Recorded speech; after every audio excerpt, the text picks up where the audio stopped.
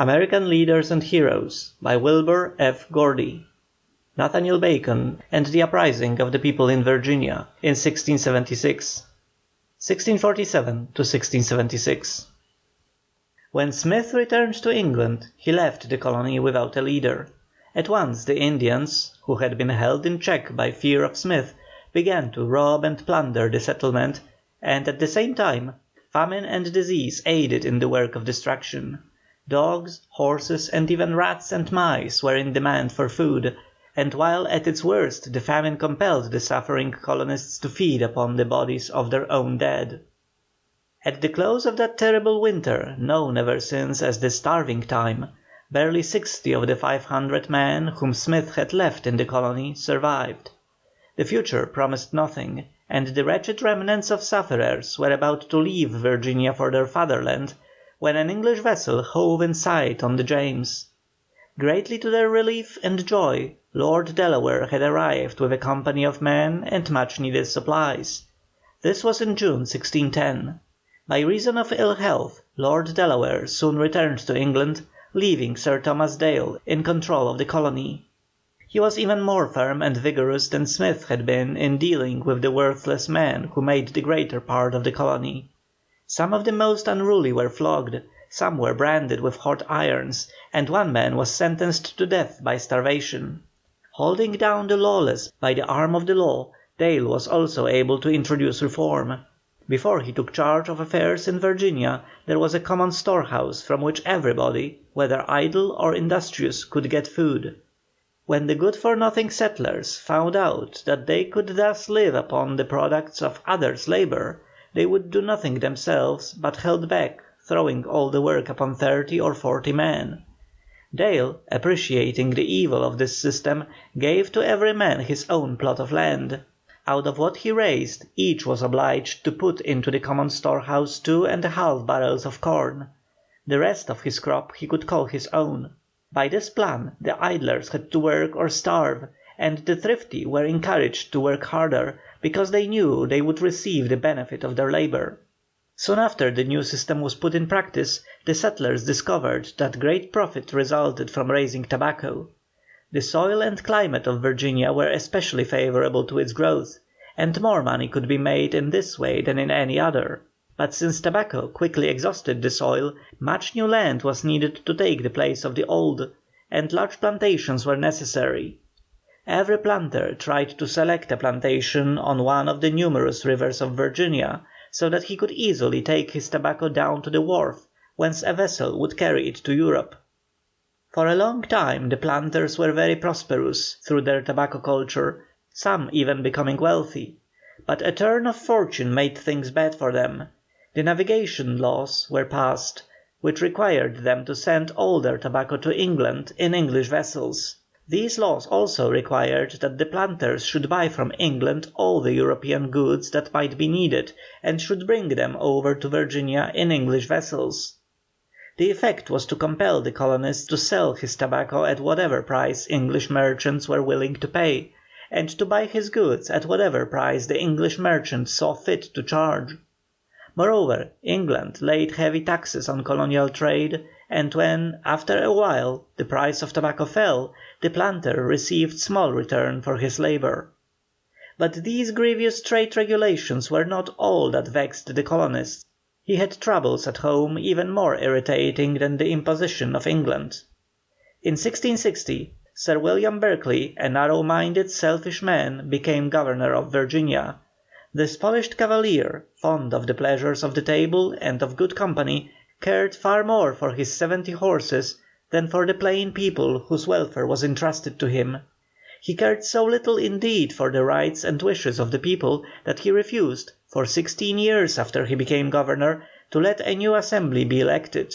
Having found in 1660 a set of pliant followers, he kept them in office by adjourning the assembly from year to year. Although such conduct was hard to excuse, the people were forbearing until a great evil fell upon the settlement. The Indians began to invade the frontier, and used the firebrand, scalping knife, and tomahawk with such fearful effect that 300 settlers were killed and their homes burnt.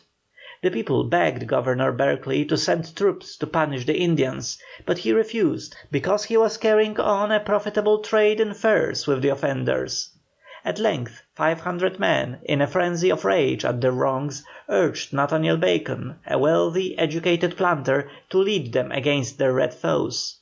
Bacon was at this time only 28 years old. Tall and graceful in person, this young man was also brave and generous. He had sympathy for the plain people, over whom he exerted great influence, and when at length the Indians killed an overseer and favourite servant of one of his large plantations, he was willing to join with the people and be their leader against the common foe. After trying in vain to get a commission from Governor Berkeley, Bacon put himself at the head of 500 troops, and without a commission marched boldly against the Indians. These he defeated with very little loss. In the meantime, with a force of his own soldiers, Berkeley followed after Bacon, whom he called a rebel and traitor. Before he could reach the young leader, however, Berkeley had to return to Jamestown to put down an uprising of the people. Nor did he succeed in restoring quiet until he agreed to an election of a new assembly, to which Bacon himself was chosen a delegate. On Bacon's return from his attack upon the Indians, he became the idol of the people. In their devotion to him and fear for his safety, 30 men armed with guns accompanied him on his sloop down the James River as he went to meet with the Assembly at Jamestown. But this force was not large enough to prevent Berkeley's followers from capturing Bacon and taking him before the angry Governor. On the advice of a friend, Bacon agreed to apologise to the Governor, with the understanding, as seems probable, that the latter should grant him the desired commission. But the trouble between the two men was by no means settled. That very night Bacon's friends warned him of a plot against his life. Under cover of darkness, therefore, he took horse and found safe shelter among his followers. But he speedily returned to Jamestown at the head of 500 troops, where he forced Berkeley to grant him a commission, and compelled the legislature to pass laws that were favourable to the interests of the people. Then, hearing that the Indians were again beginning to burn and murder on the border, he marched against them. While he was gone, Berkeley called out the militia with the intention of overpowering Bacon upon his return. But on learning the Governor's purpose, the troops refused to fight and went back to their homes. Sick with the sense of failure, Governor Berkeley now sought a place of safety across Chesapeake Bay in Accomack County. Bacon once more occupied Jamestown, but for a third time found it necessary to march against the Indians. While he was gone, Berkeley, who had succeeded in raising a troop of 1,000 men, came back and took possession of the capital. Although Bacon's men were tired out with fighting the Indians, they promptly gathered at his call and attacked Berkeley with such vigour that the poor Governor was glad to escape again to his retreat in Accomack County. When Bacon got control of Jamestown, then a mere village of some 16 to 18 houses, he burned it to prevent its falling into Berkeley's hands.